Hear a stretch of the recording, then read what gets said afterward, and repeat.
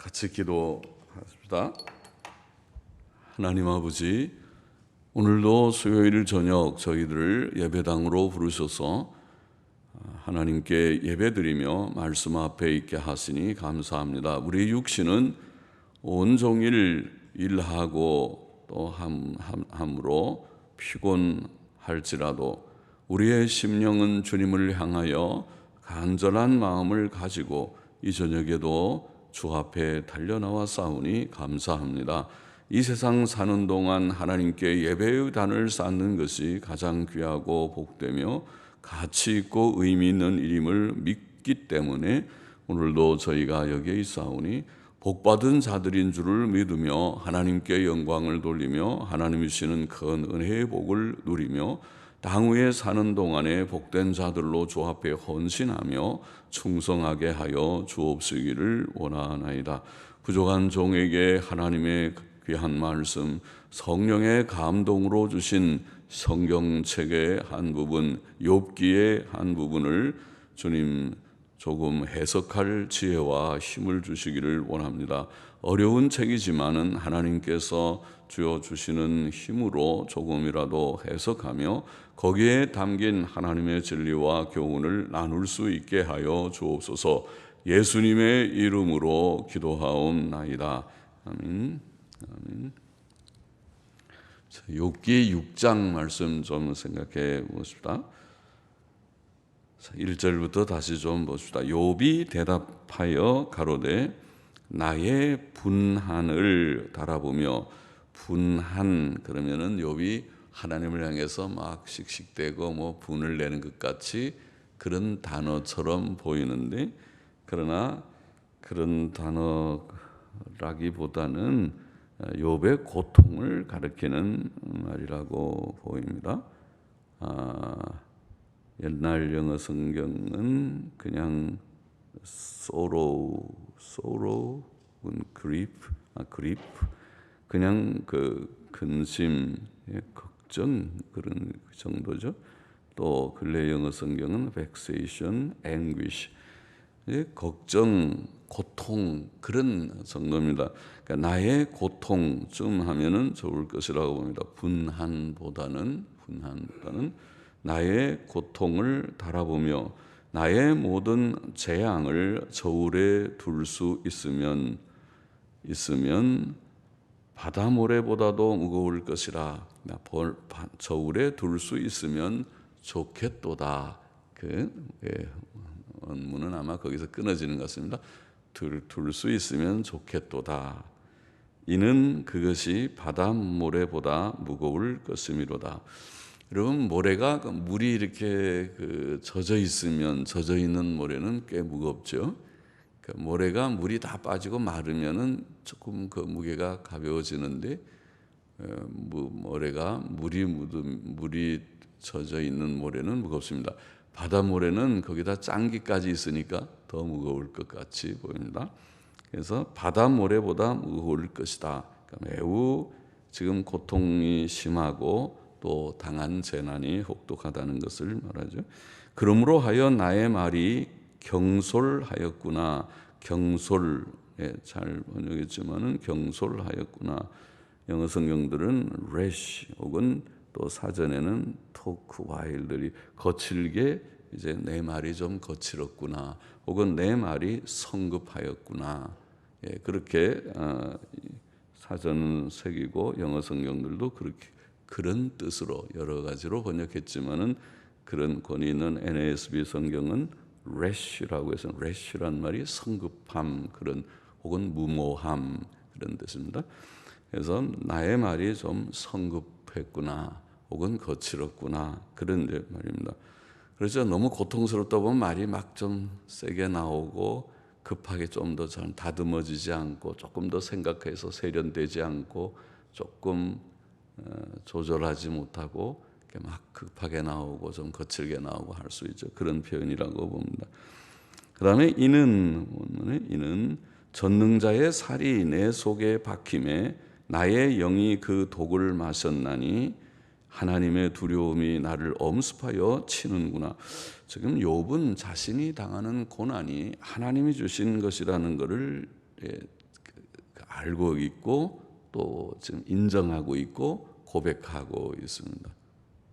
보통 사람들이 고난 받으면 재수가 없어서 받는다든가 이거는 또 암흑의 탓이다.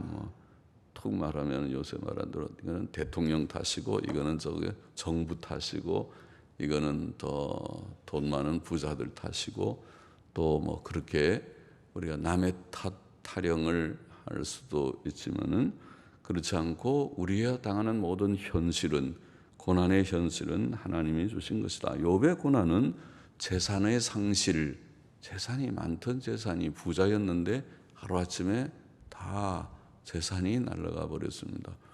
그죠? 재산이 없는 그냥 그 평범한 사람들, 늘 조금 벌어서 그저 먹고 사는 사람들, 재산이 없는 사람들은 실감이 안 되겠죠. 잃어버릴 것도 별로 없죠. 그러나 재산이 많던 사람들, 예를 들면 오늘날로 몇 억씩, 몇십억씩 있다가 하루아침에 갑자기 무슨 그 일이 생겨서 몇십억이 날아가 버렸다. 혹은 몇십억은 보통 사람들은 만져보기 어렵지만은 몇 억이 날아갔다 그러면은 정말 마음이 많이 상하겠죠. 그래서 그런 재난입니다.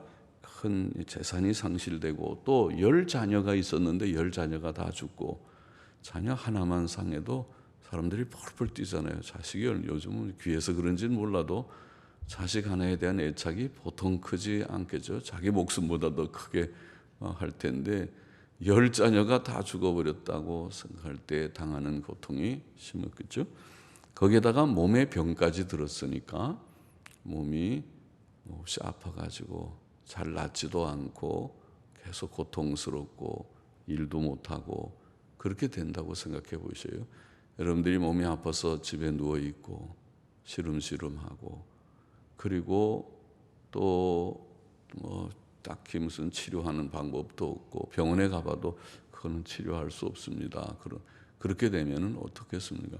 이런 그 혹독한 고난을 여기는 하나님의 화살이 하나님이 화살로 욥에게 딱 화살을 쏘아서 화살이 딱 박힌 것과 같다고 표현하고 전능자의 살이 내 몸에 박힘에 내 영이 그 독을 마셨더니 독화살이네요.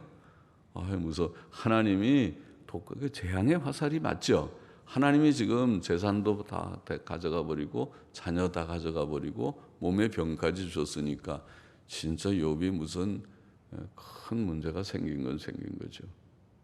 이제 우리가 다 욥기를 아니까 그렇지 보통 생각하면 욥은 하나님께 벌 받았구나.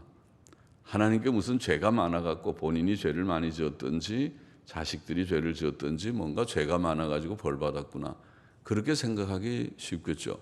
그러나 욥기를 우리가 알기 때문에 욥기의 대답은 그가 아니라는 거잖아요. 욥기 1, 2장에 말한 대로 욥은 하나님 앞에 순전하고 의롭고 하나님을 경외하는 자고 악에서 떠난 자였기 때문에 그 무슨 죄에 대한 특정한 죄에 대한 벌을 주시는 것이 아니었다는 것은 까닭 없이 당하는 고난, 그 의인이 당하는 고난, 까닭 없이 당하는 고난에 대한 것이 욥기의 주제죠. 욥기는 고난에 대한 거지만 고난은 두 종류가 있다는 것입니다. 하나는 욥의 친구들이 말하는 율법의 근거에서 우리의 양심의 근거에서 도덕적인 그런 일반적인 법칙의 근거에서 죄를 지으면 벌 받는다. 죄를 지으면 고난을 당한다. 그거 하나 있고 그것도 맞는 말이고 틀린 말이 아니에요. 그죠?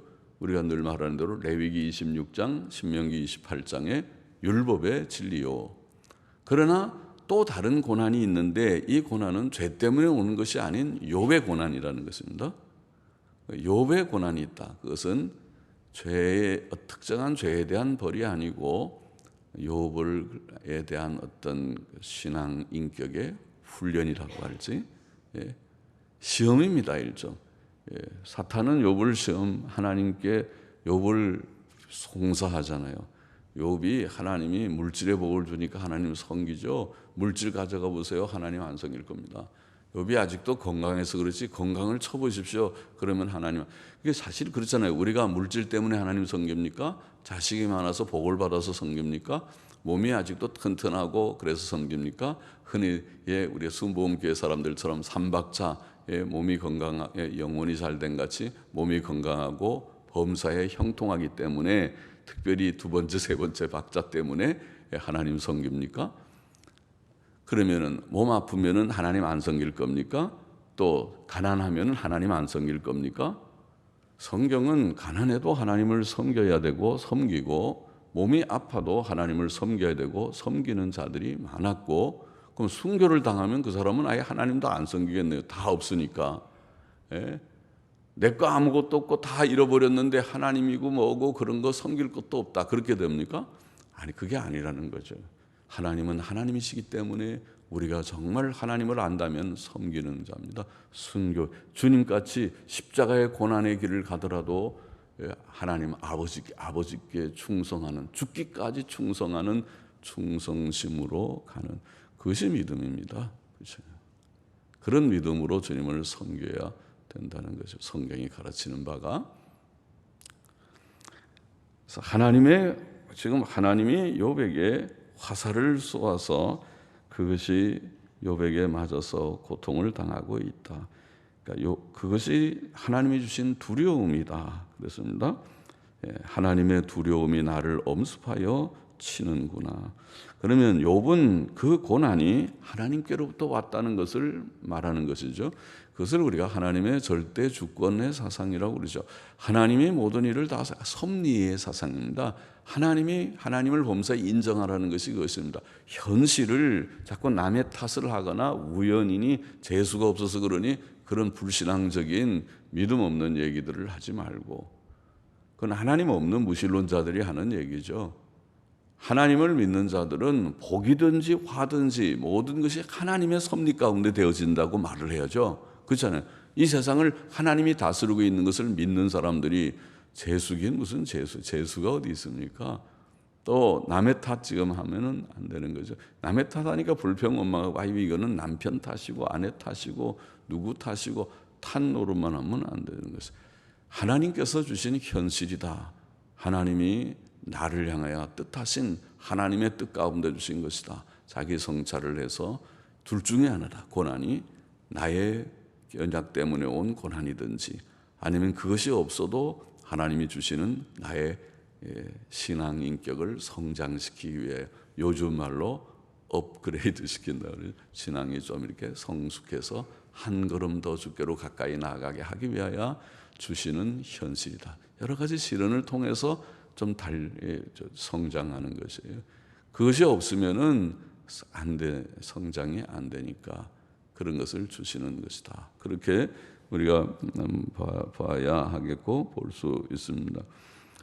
이미 욥은 1장 21절에서 하나님이 주셨다가 취하셨다. 주신 자도 하나님이요 취하신 자도 하나님이시다. 2장 10절에는 복을 주신 자도 하나님이요 재앙을 주시는 자도 하나님이시다. 그게 섭리신앙입니다. 주권신앙이죠. 지금 여기에서도 하나님의 화살, 하나님의 두려움, 그것은 자기가 당하는 고난이 하나님께로부터 왔다는 것을 인정하는, 현실을 누구 탓하지 아니하고, 아이고 재수가 없어서 하필 나한테, 왜 나한테 이런 얘기를 하지 않고 하나님께서 내게 주신 현실입니다. 그렇게 다 합니까? 아이고 내가 부모 잘못 만나서 내가 오늘 이렇게 못 산다. 아직도 그렇게 생각하는 사람은 없습니까? 가까이 보면 그렇게도 보이지만은, 그러나 그런 부모를 만나게 하시니가 누군데요? 하나님이시는데요. 또 부모가 잘못 만났어도 성공하는 사람도 많고 그래요. 그렇잖아요. 이게 다 훌륭한 사람들이 뭐 처음부터 부자여서 훌륭한 사람이 아니에요. 요새 말로 금수저, 은수저라 다 성공하는 게 아니고, 흙수저, 아무것도 없는 데서부터 열심히 노력해서 성공하는 사람들도 있거든요. 그러니까 남의 탓 하지 말아요. 하나님께서 주신 현실이고 하나님과의 나와의 관계 속에서 다 생각해야 됩니다. 하나님께서 모든 것을 주셨다는 것이 이제 깨달아지면, 그것이 인정되면, 하나님의 절대 주권, 하나님의 섭리를 인정하게 되면 거기에 사실은 해답이 다 있어요. 해결책도 그 속에 있잖아요. 하나님이 주셨으면 하나님이 거둬갈 수 있고, 하나님이 화를 주셨으면 하나님이 복도 주실 수 있고, 하나님이 때렸으면 그 거두어 회복시켜 줄 수 있고, 그 속에 해답이 다 있지 않습니까? 하나님께 해결책이 있습니다. 그것이 우리가 간혹 인용하는 신명기 32장 39절의 요절 말씀이죠. 이제는 나 곧 내가 그인 줄 알라. 나와 함께 하는 신이 없도다. 내가 죽이기도 하며 살리기도 하며 상하게도 하며 낫게도 하나니 내 손에서 능히 건질 자 없도다. 그렇죠. 그것이 바로 절대 주권 섭리자 하나님을 증거한 것이죠. 그 사상을 가진 것이 나중에 사무엘상 1장에 한나라고 하는 사무엘의 어머니 여성도의 믿음이었습니다. 여성도는 한나는 바로 그 믿음, 귀한 믿음이죠. 그것을 여인이지만은 가졌고, 그래서 성경책에 한나의 기도가 쓰여질 정도로 정말 놀라운 거죠. 우리의 말이, 우리의 기도가 성경책에 기재된다고 하면 정말 영광스러운 일이겠죠. 그렇게 되는 한나가 된 것처럼 이 사상, 이 진리, 이 주권 사상, 절대 주권의 사상, 또 섭리, 주권적 섭리, 섭리는 주권적 섭리입니다. 하나님이 주권적으로 다 다스리신다. 모든 일이 하나님께로부터 나왔고 하나님으로 말미암고 또 하나님의 뜻을 이루어 영광을 하나님께 돌리게 된다. 그 사상, 그 진리입니다.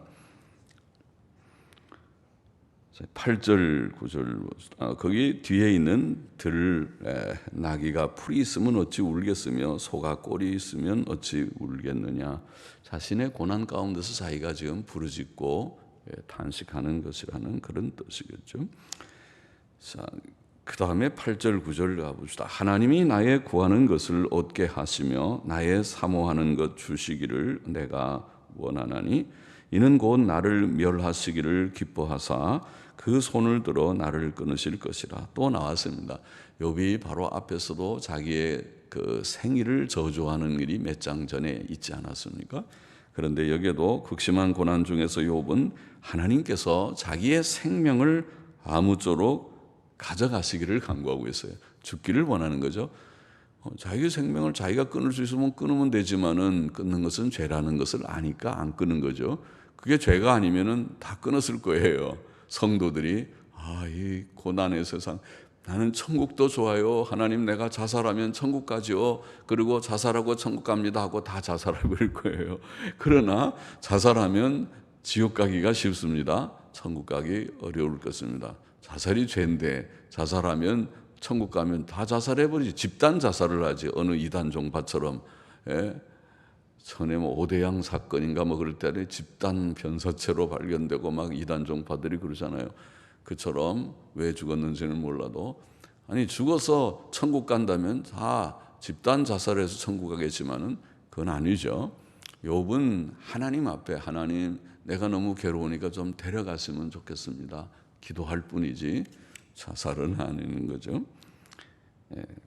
왜 그렇습니까? 우리의 생명은 내 것이 아니고 하나님 것이고 소유권이 하나님께 있고, 그래서 내 마음대로 내가 함부로 하는 것은 아니에요. 남의 생명도 내가 함부로 죽이면 안 되고 내 생명도 함부로 내가 해하면 안 돼요. 하나님의 것입니다. 더더욱이 예수 믿는 사람은 주께서 피 흘려 사신 생명입니다. 노타치입니다. 우리가 함부로 우리의 생명을 해하면 안 됩니다. 그 자체가 죄입니다. 지옥 가고 싶으면 마음대로 하십시오. 그러나 천국 가고 싶으면 나는 죄 짓지 않는 이 한 가지는 내가 지켜보겠다고 해야 될 것입니다. 안 됩니다. 죄 지으면 안 됩니다. 10절 보십시다. 그러할지라도, 나를 죽게 할지라도, 그 말이죠. 그러할지라도 내가 오히려 위로를 받고 무정한 고통 가운데서도 무정한 혹은 무자비한 혹독한 그런 뜻인데, 무정한 고통 가운데서도 기뻐할 것은 내가 거룩하신 이의 말씀을 거역지 아니하였음이니라. 귀한 중요한 그런 발언이죠. 고백이죠. 욥기에서 욥의 친구들은 지금 뭐예요? 한결같이 네가 죄를 지어서 혹은 네 아들이 자녀들이 죄를 지어서 하나님께서 죄에 대한 징벌로 네게 이런 혹독한 고난을 줬다는 것이 욥의 친구들의 주장의 요점입니다. 그러면 욥의 친구들은 죄 지으면 벌 받는다는 말은 옳지만은 그건 성경적이지만은 적용이 잘못됐다고 그랬어요. 욥에게 그게 적용되는 것은 틀렸다. 그렇게 말할 수 있어요. 그리고 욥은 계속해서 지금 변명하기를 나는 하나님 앞에 양심에 거리끼는 죄를 지은 적이 없다는 것입니다. 지금 여기도 그렇게 말했어요. 내가 거룩하신 이의 말씀을 거역하지 아니하였습니다. 거역이라고 번역했는데 카카드라는 말은 부인하지, 영어 성경들은 아마 그렇게 번역했을 것입니다.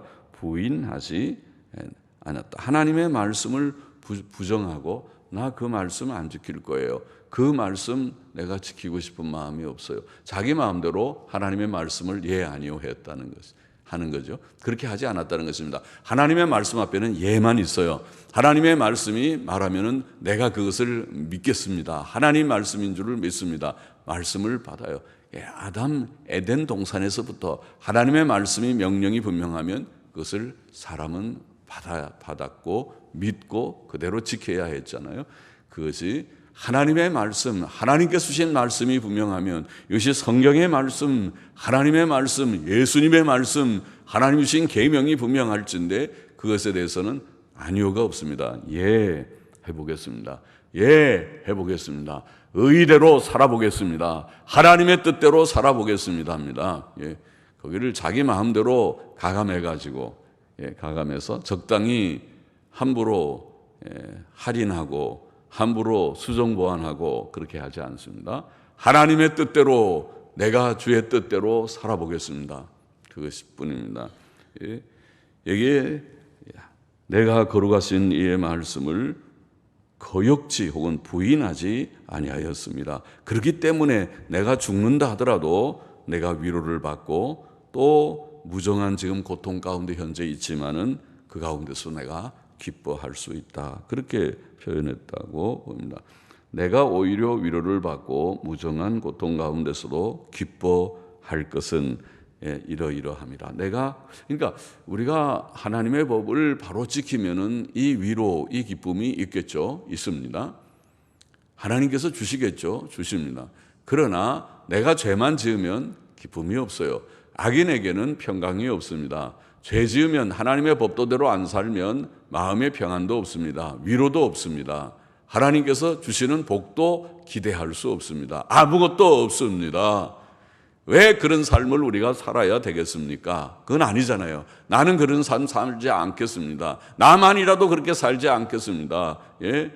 우리가 하나님의 뜻대로 바로 살아서 하나님의 위로가, 세상의 위로가 없고 어떤 때는 가족들의 위로가 없어도 하나님의 위로가 우리 속에 있어서 내가 너를 위로하마 힘내라고 하는 위로 속에 살기를 원합니다. 어떻게 하면 그렇게 돼요? 어떻게 위로를 받아요? 법도대로 살아야 위로를 받아요. 그렇잖아요. 하나님의 말씀 뜻대로 살려고 해야 하나님이 위로도 주시지. 죄를 지으면서 주여 나를 위로해 주옵소서, 나를 좀 위로해. 그 위로가 오겠습니까? 하나님께서 위로를 바란다고? 위로를 바라면 하나님의 말씀은 내 말대로 잘 사는 게 전제되어야 하지 않느냐? 그렇게 하실 거예요. 평안, 기쁨, 즐거움, 좋은 말이지. 그런데 네가 지금 하는 게 죄만 짓고 있는데 거기에 평안, 거기에 기쁨, 그 즐거움이 거기에 맞을 것 같으냐? 하나님께서 그렇게 물으실 거 아니겠습니까? 그러니까 우리가 하나님의 법을 지킬 때에 지금 말대로 내가 거룩하신 이의 말씀을 부인치 아니하였다, 거역하지 아니하였기 때문에 나는 무정한 고통 가운데서도 기뻐할 것이다. 오히려 위로를 받을 것이다. 내가 무슨 기력이 있관데 기다리겠느냐? 내 마지막이 어떠하겠관데 오히려 참겠느냐? 혹시 고통 가운데서 그는 지금 몸부림하는 것이죠. 나의 기력이 어찌 돌의 기력이겠느냐? 나의 살이 어찌 노쇠겠느냐? 나의 도움이 내 속에 없지 아니하냐? 나의 지혜가 내게서 쫓겨나지 아니하였느냐? 나의 지혜, 우리가 잠언에서 투시야 그 지혜라는 호크마라는 말과 더불어 투시야 완전한 지혜 그렇게 번역하기로 했는데 건전한 지혜, sound wisdom, 건전한 지혜, 완전한 지혜 혹은 영속적 성공, abiding success. 우리 사전에 보면 지속적인 그냥 한번 성공했다가 그 다음에 또 잃어버리는 것 말고 지속적인 영속적인 성공. 진짜 좋은 거잖아요. 완전한 지혜, 영속적인 성공을 다 원하지.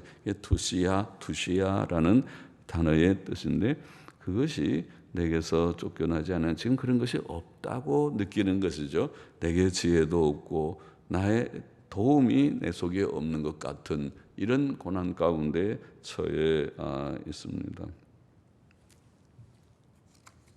14절 보십시다. 피곤한 자 곧 전능자 경외하는 이를 패한 자를 그 벗이 불쌍히 여길 것이오늘. 자, 여기에 고난 당하는 자를 그 벗이 불쌍히 여길 것이오늘 그는 전능자 경외하기를 패하였도다. 원문은 그렇게 되어 있는데 여기에 그는이 누군가 그는이라는 말이 지금 번역하듯이 지금 욥을 가리키는 것인가 아니면 그 친구들을 가리키는 것인가. 옛날 영어 성경이나 또 주석가 매튜 풀은 이것을 친구들에게 적용해서 친구들을 가리키는 말로 보았습니다. 욥은 지금 고난을 당하고 있으나 그를 위로하러 온 그의 친구들은 그를 불쌍히 여기지 않고 그에게 아무런 도움을 주지 못하고 있습니다. 그들은 하나님 경외하기를 패한 자와 같으다. 그렇게 표현하고 있지 않는가 생각됩니다. 나의 형제는 내게 성실치 아니함이 시냇물의 마름 같고 개울의 잦음 같구나. 여러분 그 유대 땅에는 와디라고 하는 시내가 있다는 말 제가 했죠. 지도상에 보면은 시내라고 그렇게 시내 그 강이라는 말이 두 단어가 있는데 하나는 늘 전천후 늘 강물이 흐르는 강이 있고 다른 하나는 와디라는 강이 있습니다. 사실 와디라는 것은 강이 아니라 그냥 우리말로는 골짜기쯤 될 수 있어요. 골짜기입니다. 비가 많이 오면 강이 되고 비가 안 올 때는 마른 골짜기인 그런 강이 있어요. 그러니까 거기 가보면 이렇게 강줄기 같은 것은 있겠죠. 있는데 우리 말하자면 저기 우리가 설악산 같은 데 가보면 그런 데 덜어 있죠. 보면은 물이 흐르는 데도 있지만 흐르지 않고 말라 있는 데도 있는데 일단 비가 오거나 할 때는 그것이 큰 강처럼 막 흐르는 그런 거와 비슷하죠. 와디라는 강처럼 여기에 보면은 시냇물이 마른 것 같고 시냇물인데 가보니까 물이 없고 개울인데 다 말라버렸습니다. 조금 물이 흐르긴 했는데 너무 해가 쬐고 따뜻해지니까 그나마 조금 흐르던 것도 다 말라버리고 없어졌습니다. 그와 같이 하나님을 정말 경외하는 자라면은 이웃에 대해서 긍휼지심을 가지고 동정도 하고 그렇게 할 텐데 너희가 정말 하나님 경외하는 자가 맞느냐? 와갖고 나한테 지금 내 속만 상하게 하고 나한테 내 마음만 이렇게 상하게 하는 말만 하는 것이 아니냐? 그런 이제 말이라고 보입니다. 벗을 불쌍히 여기지 않고 있다. 16절 얼음이 녹으면 물이 검어지며 눈이 그 속에 감추었을지라도 따뜻하면 마르고 더우면 그 자리에서 아주 없어지나니 때를 지은 객들이 시냇가로 다니다가 돌이켜 광야로 가서 죽고 돌이켜 때를 지은 객들이 이게 사람이 그렇게 한다고 돼 있는데 여기에 그 길들은 굽어지고 없어지는도다. 지금 여기에 와디라는 강을 묘사한 것이라고 옛날 영어 성경이나 근래에 권위 있는 NASB 성경은 그렇게 번역을 했습니다. 그 길들은 사람을 아니라 그 길들은 굽어지고 없어지는도다. 그렇게 번역을 했고 대마의 떼들이 그 다음에는 이제 사람들을 봅니다. 그러니까 사람 해도 말은 뜻이 비슷하지만은 결국 강물이 말랐다는 것이나 와디라는 강이 가보니까 물이 없다 그 얘기를 하는 것입니다. 대마의 떼들이 그것을 바라보고 스바의 행인들도 그것을 사모하다가 거기 와서는 바라던 것을 부끄리고 바라던 것은 물이죠. 물을 찾으러 왔는데 없으니까 부끄러워한다는 것입니다. 바라던 것 때문에 부끄러워하고 물이 있는 줄 알고 와보니까 물이 없어요.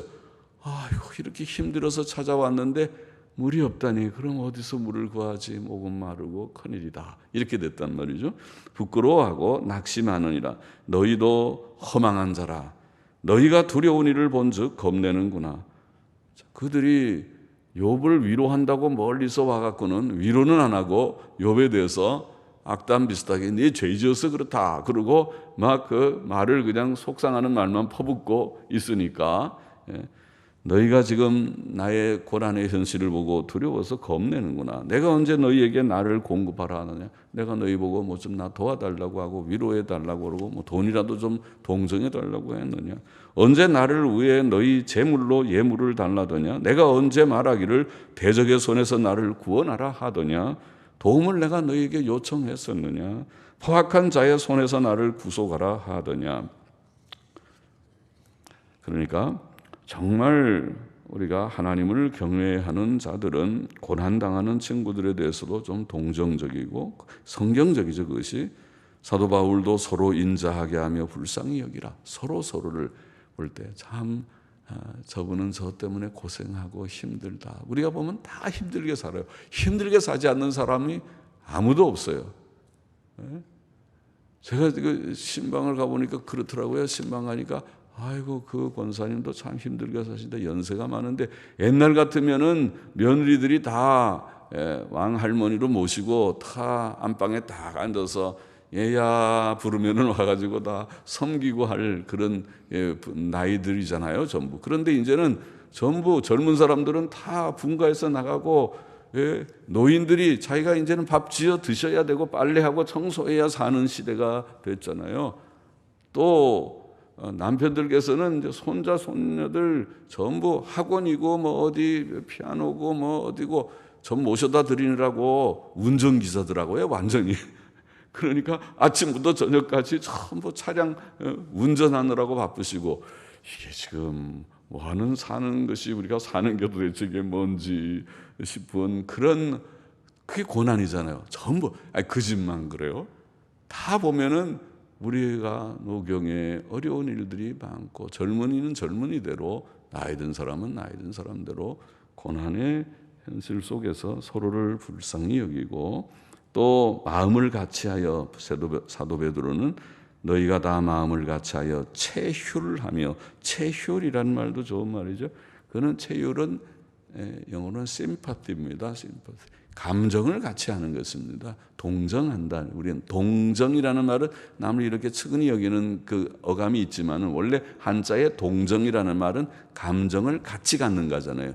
우리가 감정도 남의 그런 고통 내 고통, 남의 기쁨 내 기쁨, 그게 동정입니다. 감정이 같아지는 것이거든요. 체휼을 하는 것입니다. 같은 감정을 가지고 남을 서로 불쌍히 여기는 이 심정이 하나님을 경외하는 자들, 욥의 친구들에게 사실은 요구되는 것인데 실제로 욥의 친구들이 그렇지 못하다는 말이죠. 24절 보시죠. 내게 가르쳐서 나의 허물된 것을 깨닫게 하라. 내가 잠잠하리라. 옳은 말은 어찌 그리 유력한지. 옳은 말은 어찌 그리 유력한지.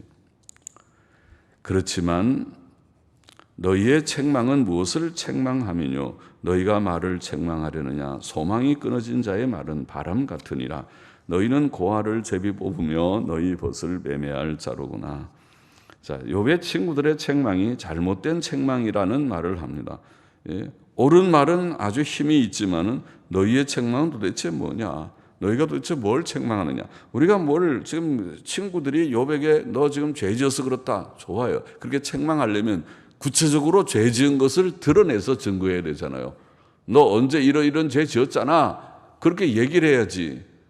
아무것도 알지 못하고 무조건 고난만 보고 고난을 받으니까 너는 죄 지었구나.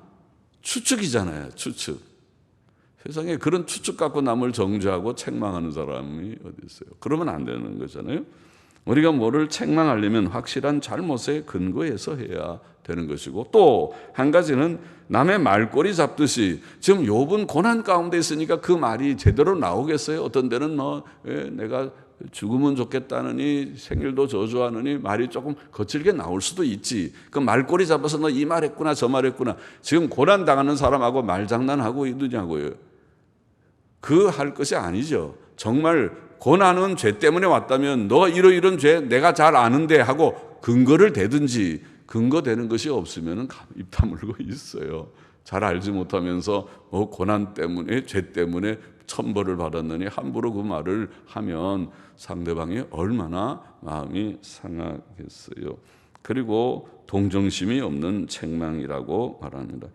고아를 제비 뽑고 벗을 매매하고 너 고아 제비 뽑아서 누구한테 팔아먹기나 하고 그런 사람과 같이 제비 뽑고 그러면은 동정심이 없잖아요. 정말 사랑 있는 사람은 고아를 보호해야 되고 그렇게 해야 되죠. 벗을 매매하면 되겠습니까? 벗을 지켜주고 돈 주고 오히려 건져주고 해야 되지 않겠습니까? 28절 보세요. 이제 너희가 나를 향하여 보기를 원하노라. 내가 너희를 대면하여 결코 거짓말하지 아니하리라. 너희는 돌이켜 불의한 것이 없게 하기를 원하노라. 너희는 돌이키라. 내 일이 의로우니라. 또 나왔어요. 예? 너희가 지금 말하는 것이 다 불의하고 잘못되었다. 내가 정말 너희에게 거짓말하지 않고 참말을 하겠다. 내 일이 의로우니라. 나는 내가 정말 하나님 앞에 말하는데 죄 짓지 않고 바로 살려고 몸부림했다. 하나님도 인정했잖아요. 그렇게. 그런데 너희는 지금 자꾸 죄 지어서 천벌받았다고 하는데 그건 얼마나 속상해. 그럼 근거를 내가 뭘 잘못했다는 걸 이렇게 대서 얘기를 하든지 얘기도 못하면서 무조건 그렇게 얘기하는 건 너희가 옳지 않다. 그렇게 지금 말하는 것입니다. 욥이 상당히 담대하죠. 바르게 살려고 하니까 그래도 이만큼 담대할 것이라고 봅니다. 바울도 내가 자책할 아무것도 깨닫지 못한다. 그렇게 말했습니다. 바르게 살아보려고 하니까 그런 담대함이 있습니다. 사도 요한도 요한일서 3장 21절에 만일 우리 마음이 우리를 책망할 것이 없으면 하나님 앞에서 담대함을 얻는다고 했죠.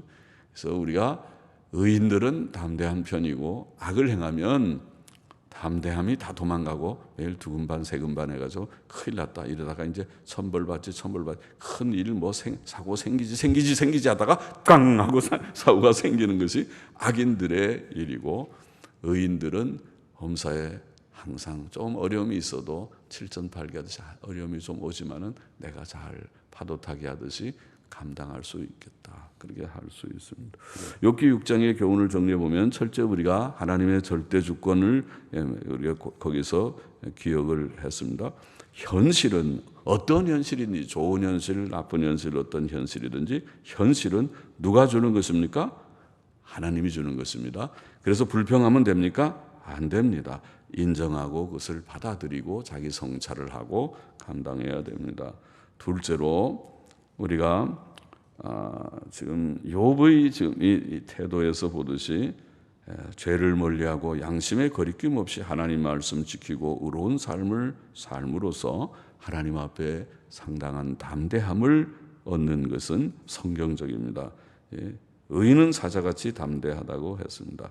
하나님이 고난 중에도 그런 자들에게 위로와 기쁨을 주실 것을 믿습니다. 그렇게 되기를 원합니다. 의롭고 담대한 삶을 살아야겠다는 것과 또 한 가지 여기에 더 보면은 욥의 친구들이 정말 바람직한 것은 뭐예요? 그들은 참된 사랑과 동정심을 가지고 친구를 불쌍히 여기는 것일 것입니다. 그리고 위로하는 것이고 그에게 선을 베푸는 것입니다. 그런데 그렇지 못하고 계산적이게 자기한테 이익이 되면 해하고 친하게 지나고 또 별로 이익이 없으면 싹 돌아서고 그렇게 하는 이게 세상 사람들의 특징이죠. 돈 떨어지면 친구 떨어진다고 그러잖아요. 그것은 이해타산적인 세상이기 때문에 그래요. 예수 믿는 사람은 그렇게 하면 안 돼요. 예수 믿는 사람들은 그런 것을 초월해서 우리가 남을 불쌍히 여기고 동정심을 가지고 또 아무리 내게 악을 행하는 사람이라도 어려울 때 돌아보고 그것이 진정으로 예수 믿는 사람들의 마음가짐이죠. 지금 그렇게 말하고 있어요. 욥은 너희가 참된 친구라면 그렇게 하나님을 경외하는 자라면 그렇게 해야 되는 것이 아닌가 옳습니다. 그런 동정심을 가지고 서로를 불쌍히 여기고 돌아보는 우리가 되어야 하겠습니다. 기도하십시다. 하나님 아버지 감사합니다. 오늘도 이 말씀 조금 생각했습니다. 하나님의 절대 주권을 늘 기억하고 범사의 하나님을 인정하며 불평원망하지 않고 늘 현실을 받아들이며 현실에 자기 성찰을 하며 살게 하여 주시고 늘 의를 행함으로써 담대하고 하나님의 위로와 하나님의 평안과 기쁨이 우리 속에 늘 있게 하여 주시고 또 서로를 향해서 진정한 사랑과 동정심을 가지고 서로를 돌아보며 또 위로 격려할 수 있는 아름다운 성도의 교제가 교회 속에서 시작되게 하여 주시기를 원하옵고 감사하며 예수님의 이름으로 기도하옵나이다. 아멘.